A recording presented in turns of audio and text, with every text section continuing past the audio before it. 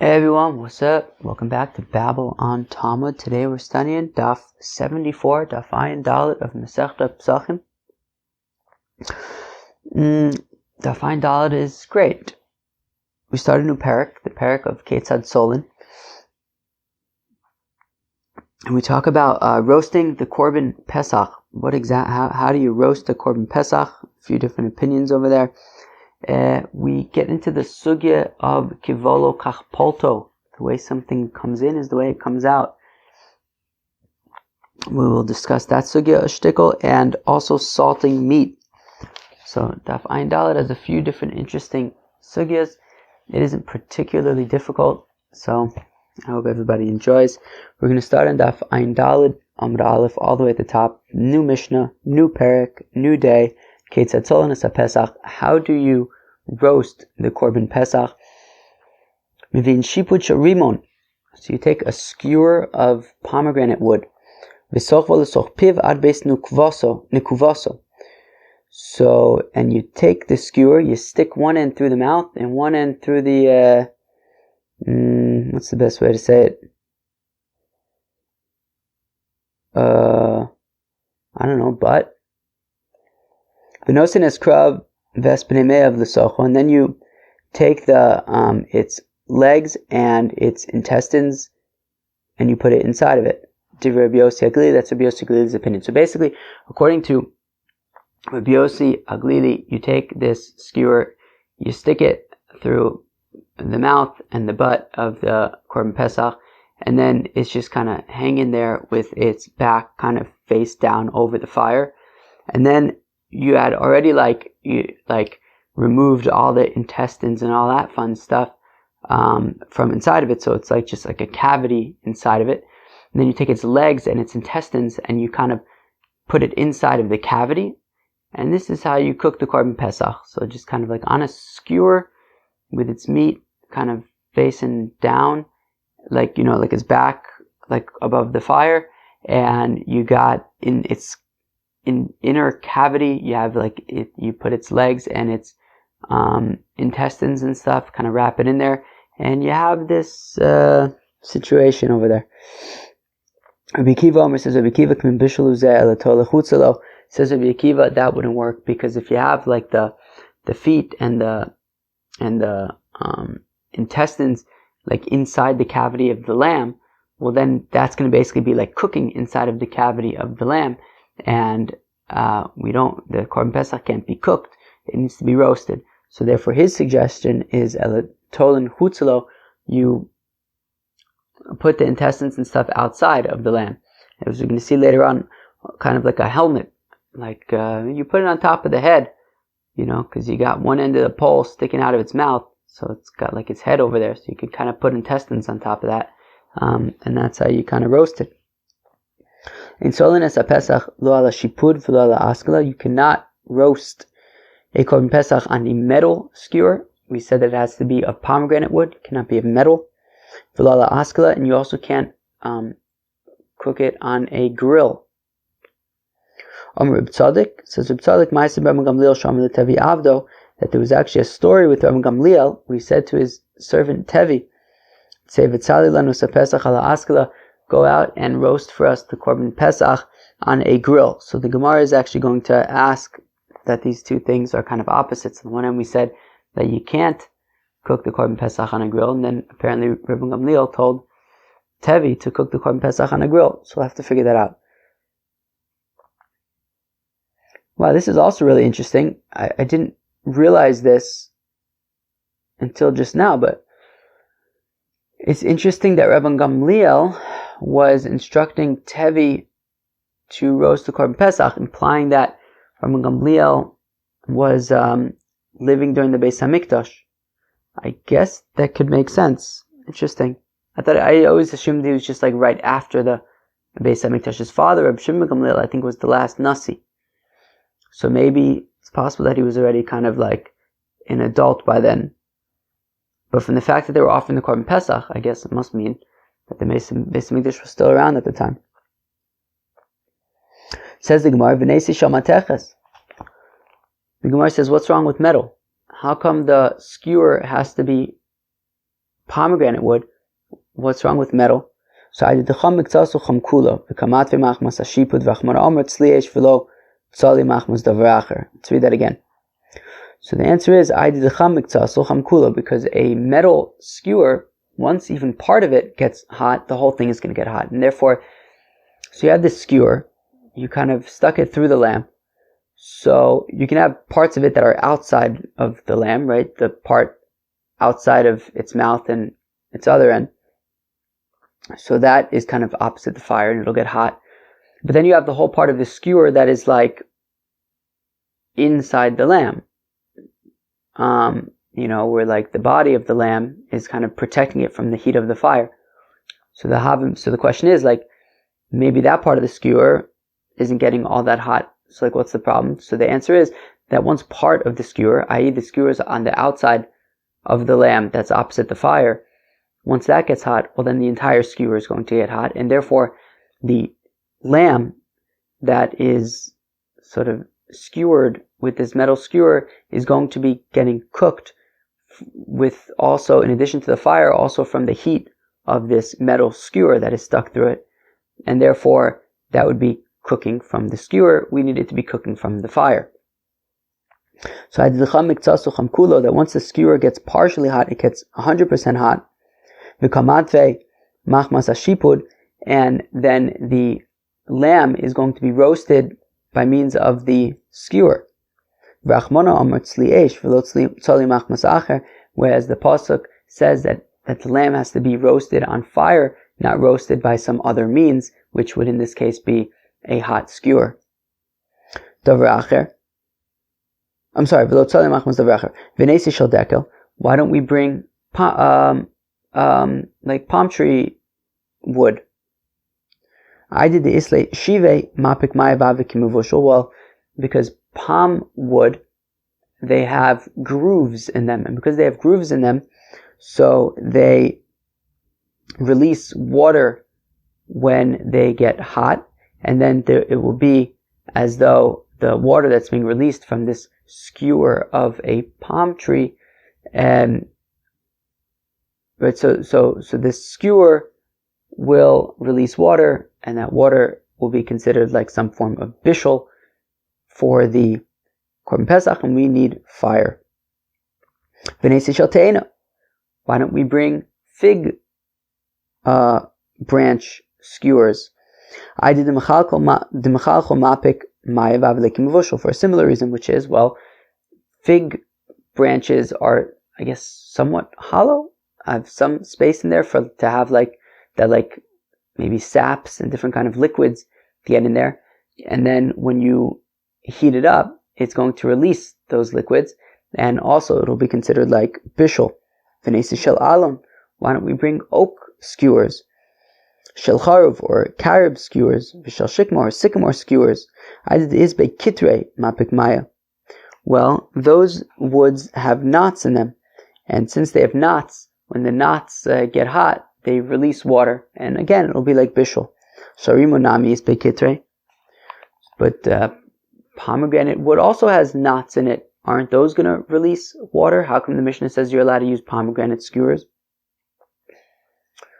Shie kitre. So the Gemara answers, well, pomegranate branch knots are smooth. Because they're smooth, they don't... Wait, because they're smooth what? They don't release water, or they don't need to be removed? Says Rashi, vein tzarich la'aver sakan aleim. There you go. And you don't need to remove them.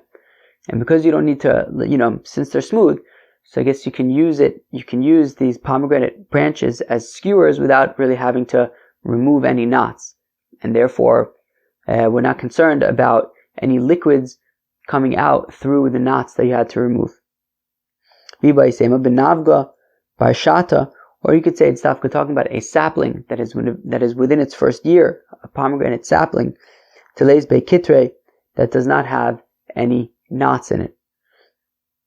V'aika be psakya, temafik leve psakya levar. But what about where you separated the branch from the tree? Clearly you had to cut the branch there, and therefore if we're concerned about liquids coming out through openings in a branch, whether it's because there were knots that you had to remove, or because you simply had to cut it off and detach it from the tree from some part of the branch. So if we're concerned about opening, parts of the, branches of a tree that had to be opened with a knife, and liquids are going to come out and roast the korban pesach. So what about the fact that, the part of the branch where it was initially connected to the tree? Won't water be released from there and be like you're cooking the korban pesach? So the Gemara answers, well, the part where it was detached from the tree is not over the lamb, right? Kilu, if you take this pomegranate skewer and stick it through the mouth of the, one end through the rear end of the lamb and the other end through the mouth of the lamb, well, the part where the branch was connected to the tree will not be over the meat. It will be sticking outside of the lamb, and therefore it won't be dripping onto the lamb and causing some kind of bishul. Masnisim look Rabbi Yehuda. Now the Gemara says that our Mishnah is not like Rabbi Yehuda. How come? The Tanya, as we learn in the Brayso, Rabbi Yehuda Omer says, Rabbi Yehuda Kshem Sheshiput Shel Eitz Eino Nisraf. Well, just like a skewer made of wood, the inside, the middle part, which is where the lamb is, does not get burnt. Kach Shiput Shel Mateches, well, also a skewer of metal, Eino Martiach, does not get super hot. Rabbi Yehuda says that the part of a metal skewer that is where the animal is, right? So there's basically between the fire and the skewer, there's the animal. So that middle part of the skewer won't get particularly hot. They said to him, they said to Rabbi Yehuda, what do you mean? That's not true. I mean, I assume that you should be able to just sort of like experimentally test this and see how hot it gets. Maybe it's like a particular amount of heat or something like that. But the Chacham then argued with Rabbi Yehuda, and they said, well, actually, the wooden skewer, when the outside of it gets hot, the inside doesn't necessarily get hot. But the metal one, the fact of the matter is that when the outside of the metal skewer gets hot, the middle of the metal skewer also gets hot. And therefore we're concerned that the metal skewer is going to be what's cooking the korban pesach, at least partially, and not the fire. Okay, so that's the machlokas between Rabbi Yehuda and the Chacham. Rabbi Yehuda says that a metal skewer does not necessarily entirely get hot, whereas the Chacham say no, a metal skewer will entirely get hot. V'nosen is krav v'chulei, and then you take the feet and the intestines and you put it in the cavity of the korban pesach. Tani Rabbi Shmuel koreu toch toch. So Rabbi Shmuel held like Rabbi Yossi HaGlili, that you would take the feet and the intestines and stick it into the cavity of the korban pesach, and it would cook like that, and he would call it toch toch. We actually had this, I think, in Masechta Brachos, some kind of beet stew that would go toch toch toch. But here we're saying similarly that Rabbi Shmuel would call the korban pesach that was prepared in this manner, where you would take the feet and the intestines and put it inside the cavity, and it would basically be cooking, and you would call it toch toch as well, because it would make that kind of sound of like bubbling in some kind of like a bubbling stew. Rabbi Tarfon koreu gedi mekulas. Rabbi Tarfon, however, he held like Rabbi Akiva's view, which is that you would take the intestines and stuff and put it on top of the head of the korban pesach, and therefore it was like a helmet, as Rashi points out, that kova de nechoshes is translated to Aramaic as kulsa de nechasha. So a kova, like a hat, a helmet, is kulsa. So mekulas is like a helmeted goat, meaning you're going to take the intestines and put it on top of the head of the goat. That will be a helmet, but in this case, this helmet probably won't be protecting the goat very much. It's a little too late. Too little, too late. Taner Rabbanan, Ezu gedi mekulas da'asu lecho b'leili pesach b'zman hazeh. So the rabbis taught, what would be an example of a gedi mekulas that we mentioned a few weeks ago, that you would not be allowed to roast on Erev Pesach on Pesach night b'zman hazeh, right? We had said on daf somewhere. Where is that daf? Where is that daf? Daf Nun Gimel. We had said on Daf Nun Gimel that there are certain places where they have a minig not to not eat roasted meat on Pesach night. So this Brisa is saying that in those places where they have such a minig, so what would be considered a gedi mekulas that people would refrain from eating on Seder night? So kol shetzlo kulo ke'echad. So it's a gedi mekulas if you roast it entirely in one piece. Nechtach mimenu ever. But if one limb was removed from the body of the lamb or kid, nishlak mimenu ever, or if a limb was boiled from the sheep. Now, the assumption right now is what it means is that if either you remove like a limb, let's say a leg, or not only do you remove it, but you then also boil it, ein ze gedi mekulas, that would no longer be considered a gedi mekulas, a gedi that was roasted like all in one go on a spit. Hashti yeshlom nechtach mimenu ever. Tafagav de kamatvile bahade amar lo nishlak mibaya. Let's read that again. So hashta. So now yeshlomar, we could say nechtach mimenu ever. That in the case, right? Meaning, remember, we're assuming for now that nechtach mimenu ever means that you, like, let's say, removed a limb from the korban pesach. Well, no, not from korban pesach. This is after this bisman hazeh.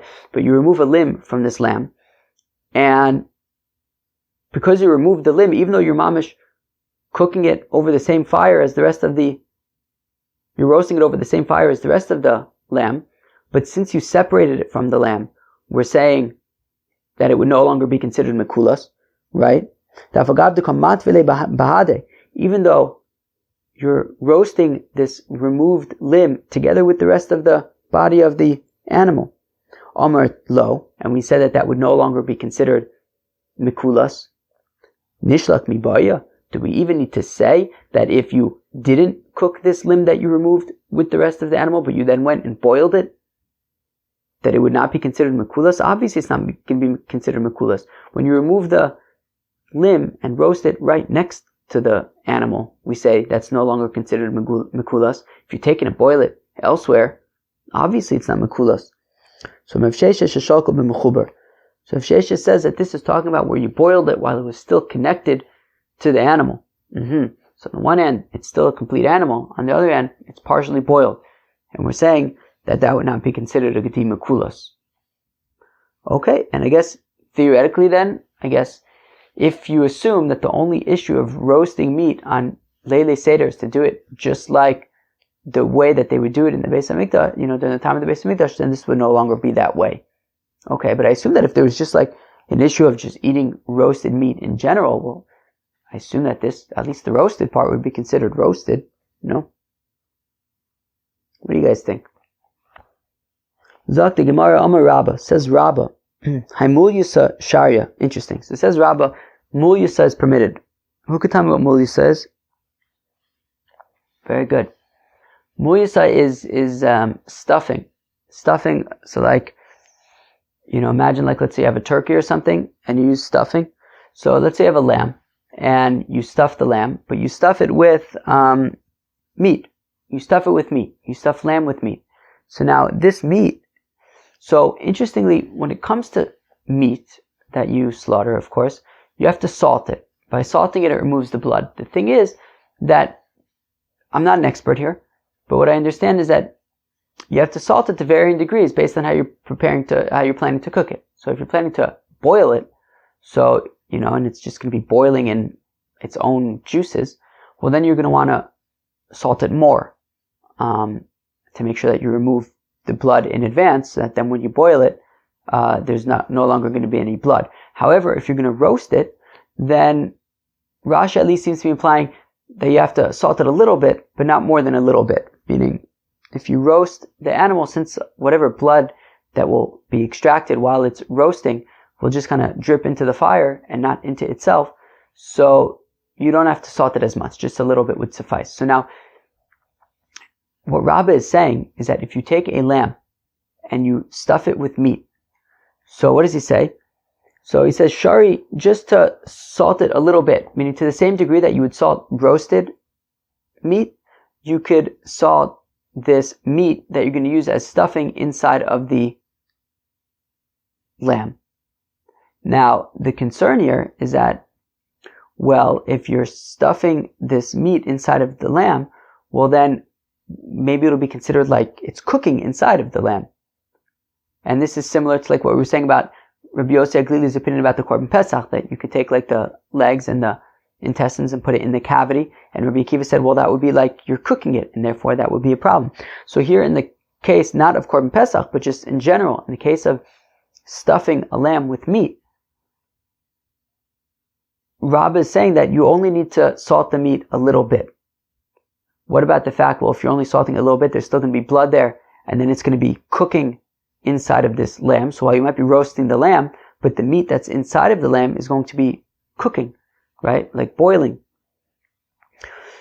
like in its own juices and its own blood. So Amar Rabbah Haimu Yisashariya. So Rabbah says that this lamb stuffed with meat is permissible, even though the meat you're only like salting, not lightly. So Abai says to Rabbah, "V'haka baladama." But one second, how could that be? Because if you're not salting that meat, the meat stuffing much, well then there's going to be still blood in it, and if there's blood, it's going to be absorbed by the lamb in which the stuffing is cooking. So Amalei Kavola Kachpolta, to which Rabbah responds, well, in the same manner that it gets absorbed, it also gets excreted, and therefore, just like, yeah, sure, the blood that's in the stuffing is going to be absorbed into the lamb, but it is also going to be, I don't know, I feel like excreted isn't the right word. Maybe like expelled maybe is good. It's going to be expelled also from the lamb into the fire, right? So you have this lamb, it's cooking on a fire, and due to the heat, this meat that's stuffing the lamb is going to heat up, and there's blood, and it's going to get into the lamb, but then the heat will then also bring that blood out of the lamb and have it drip into the fire. Okay? So let's say that the following supports Rabbah's assertion of kivola kachpolta, that as it gets absorbed, it also gets expelled. No saying eskrav as b'nei me'av l'socho. Well, our Mishnah had said that you could take the intestines and the feet of the korban pesach and stick it into the cavity of the korban pesach, and we're not concerned that whatever blood might be there will be getting into the lamb. My time is not because, like Rabbah says, that kavolo kachpolto, that whatever blood might be getting absorbed into the pesach lamb, it will also be expelled into the fire.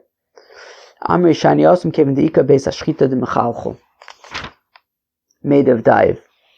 So we say, no, it's not necessarily a good proof, because the reason why Rabbi Yossi Aglili says to stick the intestines and the feet into the lamb is not because of kavolo kachpolto. It's because since the lamb, you slit the throat of the lamb, and you got a big opening there in the neck. So any of this blood from the intestines and the feet would just ooze out of the slit in the neck, and therefore it would be expelled that way, but not necessarily inherently because of the way that it gets absorbed into the meat of the animal is also how it would, continue on into the fire, right? So made of daiv, it's going to sort of flow out of the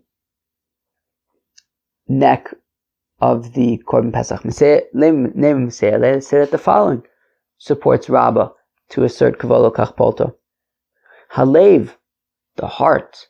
So if you have an animal, you kill it in a kosher way, and then you tear out the heart. Koro motzi as damo.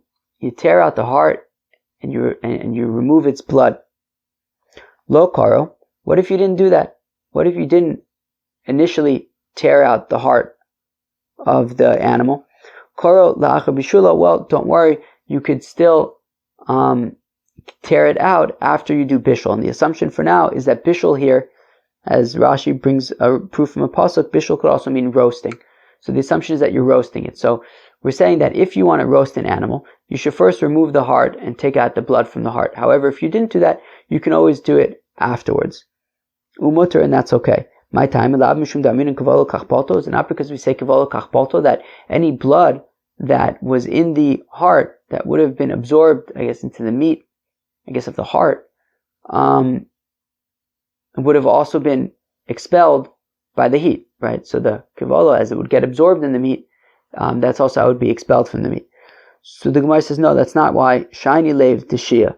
No, the heart is unique in that it's smooth.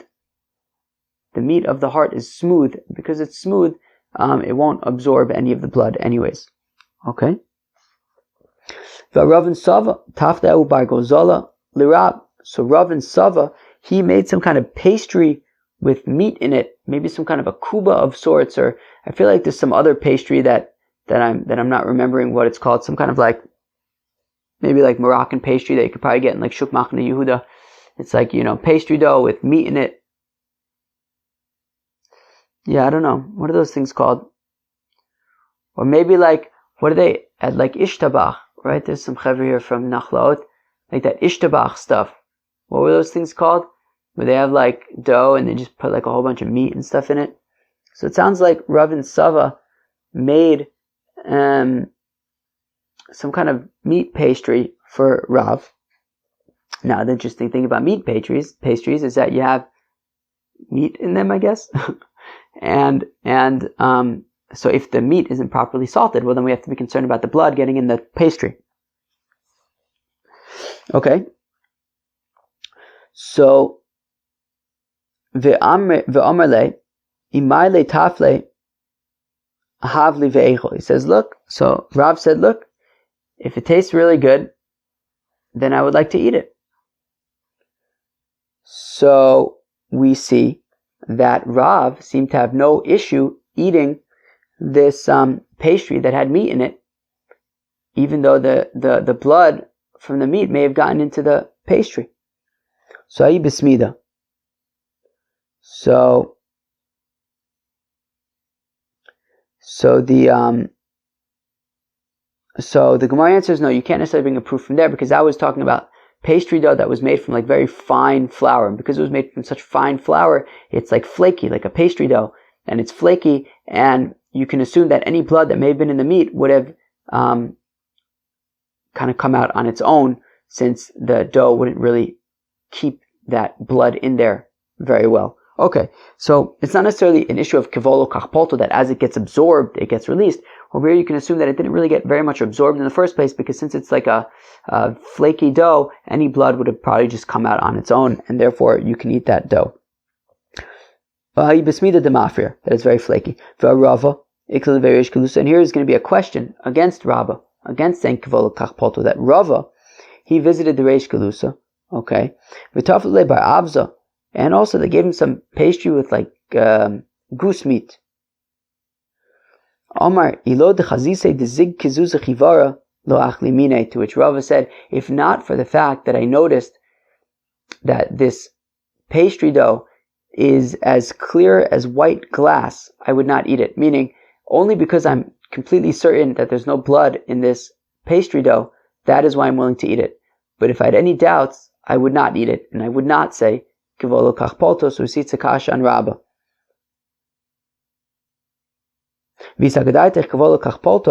And if you hold like Rabba that kivolo kachpolto, my area kizig afilu kilozig nami. So then, if you say like Rabba that kivolo kachpolto, as the blood gets absorbed, it also gets expelled. Well, then why would Rava say that he would only eat it if he that he's only going to eat it because he sees that the dough is as white as clear as white glass? But if we say kivolo kachpolto, that's just memela, as the blood gets absorbed in the dough, it will also be expelled from the dough. So who cares if the dough is as clear as white glass? You can assume that there's no blood in here; it was expelled. So from the fact that Rava is concerned, so then it's going to be a kasha on Rava, who says there's no reason to be concerned. So Hasan b'chivara. Well, first of all, by the way, Rava is younger than Rabba, so it's not like there's a brisa contradicting Rabba, but still, we seem to be assuming that, from the fact that Rava is saying it, why is he saying it? Why isn't he simply agreeing with Rabba and saying kivolo kachpolto? Anyways, the Gemara answers, Hasan b'chivara desharir, that in the case of Rava at the Reish Galusa, it wasn't with very fine flour like in the case of Rav, rather it was white flour, which was a thicker flour, and therefore because it was a thicker flour, the blood would not really be able to, you wouldn't be able to say kavol kach palta. The blood wouldn't be able to leave very easily. And for that reason, Rava said that, he would only eat it if he could be certain that there was no blood in the dough. V'ilchasa, and the halacha is the smida. So when it comes to very fine pastry dough, like with Rav, ben lo asmik sharia, whether the dough is red, whether the dough is clear, either way it's permitted, because you can assume that any real blood that was in the meat, mimela went out through the dough, since the dough is flaky. Dechivarta, if it's this white flour, which is a thicker flour, so then izig kizuza chivara sharia, so if it's as clear as white glass, well then that's fine. You can eat the dough like Rava did.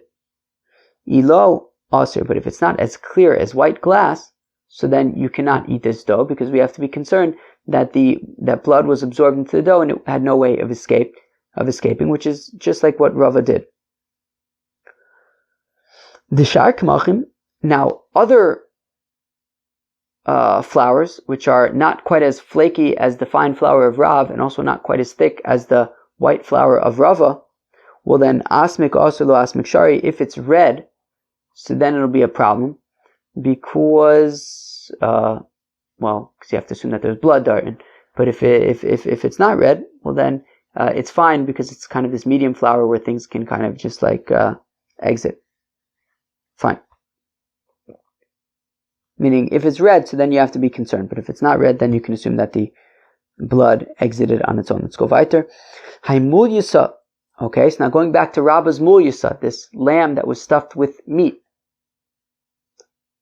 Okay, so Manda Asar, so if you say that you're not allowed to stuff this lamb with meat unless it was salted properly, so Afilu Puma Lesachas, that's even if when you're roasting this lamb on a spit, and you stuffed it with other meat, if you say that you're not allowed to do that unless you salt it properly, that's even if the opening of the neck of the lamb was facing downwards, i.e. that there was more of a chance of whatever blood was there dripping out through the opening. Mandashari, afilu puma le'el. And the Mandamru says that you're allowed to stuff a lamb with meat, and that would be acceptable. That's even if the slit of the throat is facing upwards, and there's less of a chance that the blood is going to exit through the slit in the neck. But nonetheless, if you say that it's allowed even if the slit in the neck is facing upwards. And the halacha is that a lamb stuffed with meat is permitted even if the slit in the neck is facing upward. Very beautiful imagery. Although, I guess I can imagine that people enjoy eating lambs roasted on spits, so maybe it sounds appealing. Zok the Gemara umtza, raw meat, be'e, testicles, umizruke, and like veins, like arteries in the neck of an animal. Pligiba Ravacha Ravina, we have machlokas between Ravacha and Ravina.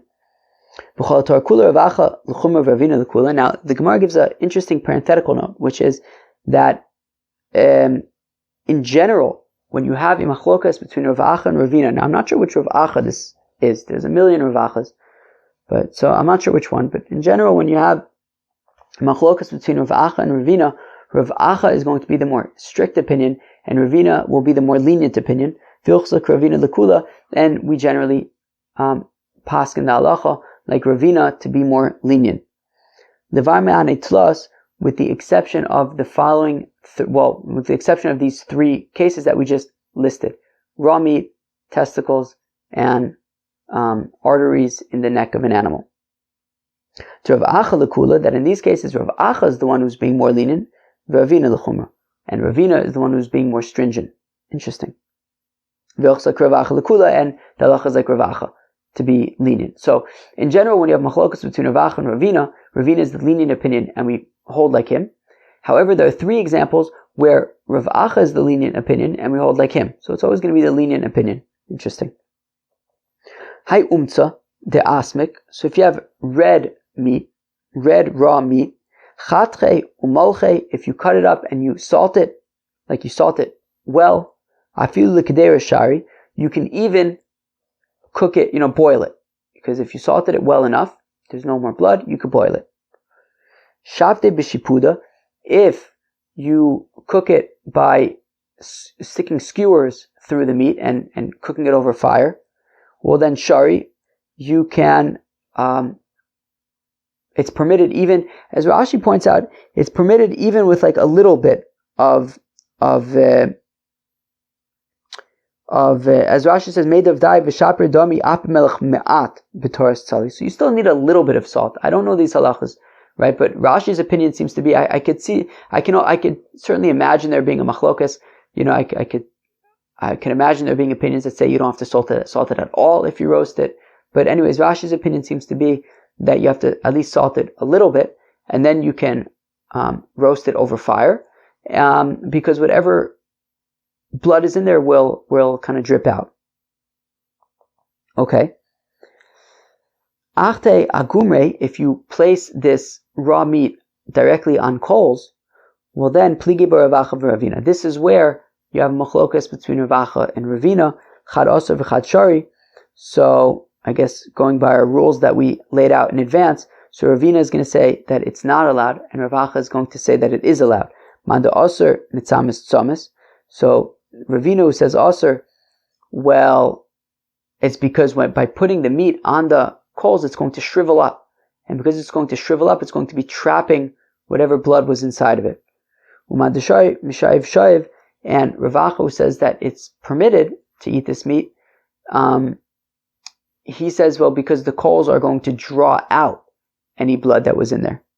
V'yochsa mishayiv shayiv, and the halacha is, like Ravacha, that the blood will be drawn out of this meat that was placed on the coals. Interesting. Similarly, testicles. Chatchinu umalchinu, if you cut them and salt them, afilu likdera sharian, then you can even put them in a pot. If they're salted well enough and there's no blood, you can put it in a pot. Talinu b'shpuda, if you cook them on a skewer, sharian made of dye, well then it will be permitted even with a little bit of salt, because the blood that was in it will flow out. Achtinu agumre, if you put them directly on coals, well then pligiba Ravacha v'Ravina. We have the same machlokas between Ravacha and Ravina. Chad aser v'chad shari. Ravina says aser, Ravacha says mutter.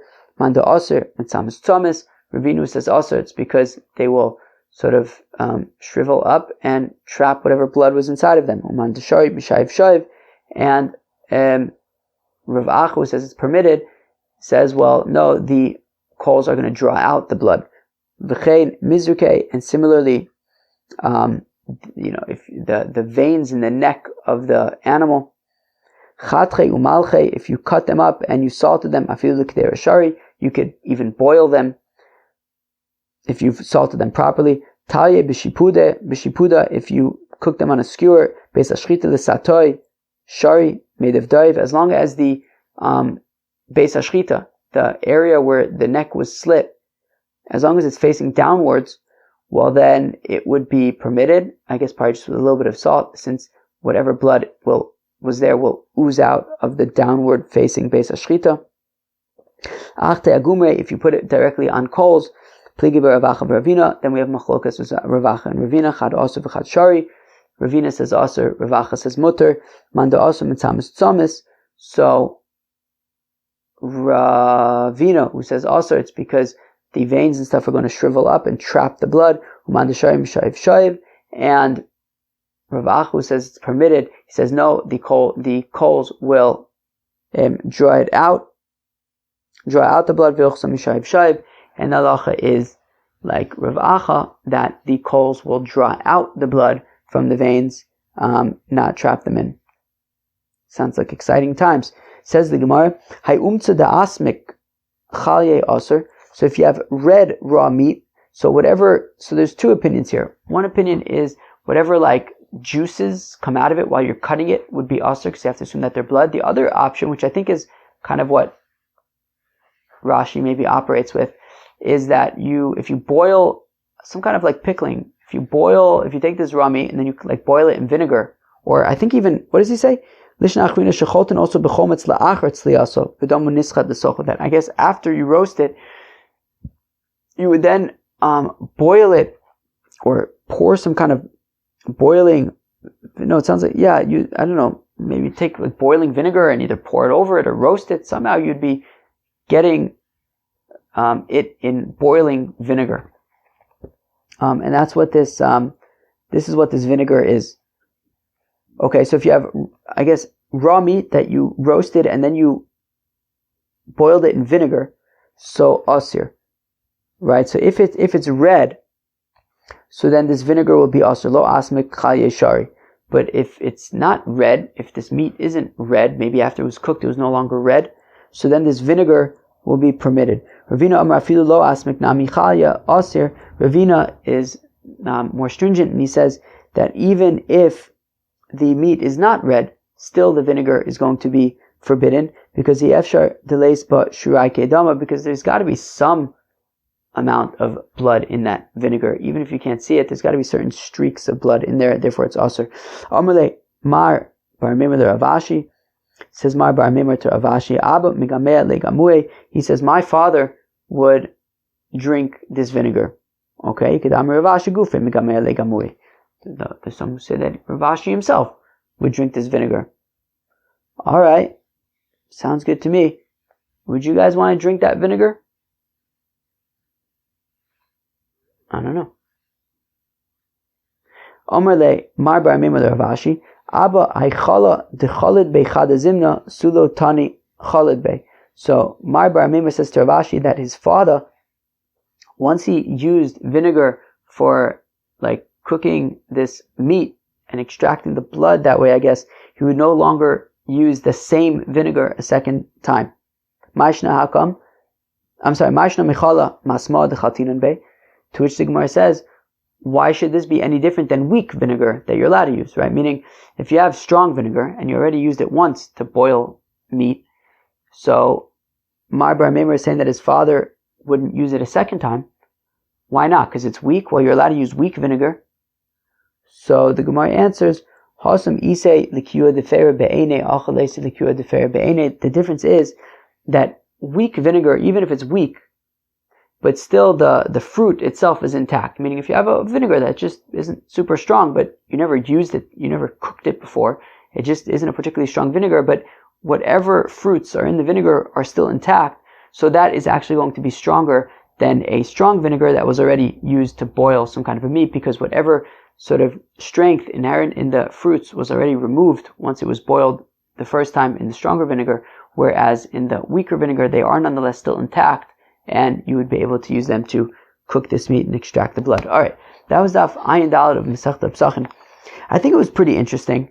There were some interesting things. It actually ended up being a little bit bigger than I thought it would be, but anyways, we started the new perek of Ketzad Solim. We talked about roasting the korban pesach. Rabbi Yossi Aglili's opinion is that you would, of course, you would have the korban pesach on a spit, and then you would take the intestines and the feet and you would put it inside the cavity of the korban pesach, and then it would almost be kind of like boiling in there, which is what Rabbi Akiva didn't very much like. He said, what do you mean? That's boiling. So he said, no, take the intestines and stuff and put it on top of the, take the intestines and put it on top of the head of the animal. Alright? Then we got into the sugya that Rabbah brought up about kivolo kachpolto, right? And he brought it up in the context of some kind of a lamb stuffing. If you have a lamb, then you take meat and you put it inside of the lamb, and then you cook it all together. So he says that it's fine because any blood that might get absorbed into the lamb will then be expelled from the lamb into the fire. Then we brought some support, some questions, whatever it is, but in the end, we seem to be saying that would be acceptable. Okay, fine. And we got into the sugya of salting meat, and we made some distinctions. We said, well, when it comes to boiling meat, that would require the most stringent level of salting. When it comes to roasting meat, at least according to Rashi, you just have to salt it a little bit, and then you can assume that any other blood would just kind of drip out into the fire. And the other option was coals, which is where we had a machlokas between Ravina and Rav Acha. The Rav Acha said you would be allowed to put meat directly on to coals without salting it properly, because the coal, Rav Acha says that the coals will draw out any blood, and therefore it's permitted. Ravina says it's not allowed because the coals are going to shrivel up the meat and trap any blood that was inside of it. Therefore, it's not allowed. Chaver, that was Daf Ayin Daled. I hope you enjoyed it. Have a great day. Peace.